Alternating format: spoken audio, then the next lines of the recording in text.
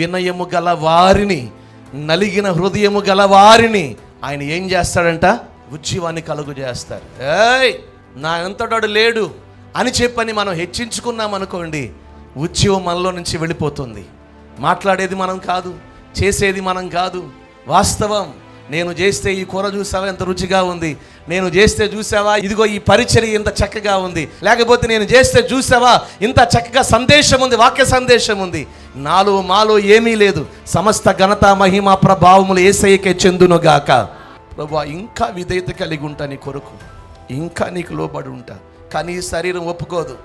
నీవెందుకు తగ్గాలి అంటది, నువ్వేం తప్పు చేసావంటది. వాస్తవం. భర్త మీద, భార్య మీద, పిల్లల విషయంలో నేనేం తప్పు చేశాను, ఎదుటి వ్యక్తి తప్పుగా ఏలెత్తి చూపించే స్వభావంలోకి తీసుకుని వస్తుంది. లేదు, నాదే తప్పు. పరిశుద్ధాత్మ నేనే మార్చుకుంటాను, నేను మారాలనుకుంటున్నానయ్యా. ఎదుటి వ్యక్తి మారాలని కోరుకోవటం కాదు, ముందు నేను మారాలనుకుంటున్నాను. నన్ను మార్చు అయ్యా, నన్ను మార్చు.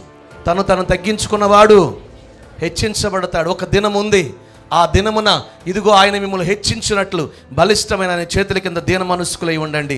తప్పనిసరిగా ప్రభు మన చెయ్యి విడిచిపెట్టాడు, మీ కుటుంబాలను విడిచిపెట్టాడు. ఈరోజు మీ కుటుంబాల స్థితి దీనంగా ఉండొచ్చు, చేతులు చాపే పరిస్థితులు ఉండొచ్చు. ఒకప్పుడు ఇదిగో రాబోతా ఉంది, ఆ దినాన మీరు గుప్పులు విప్పే సమయం వస్తుంది, 10 మందిని పోషించే సమయం వస్తుంది, 10 మందికి ఇచ్చే సమయం వస్తుంది.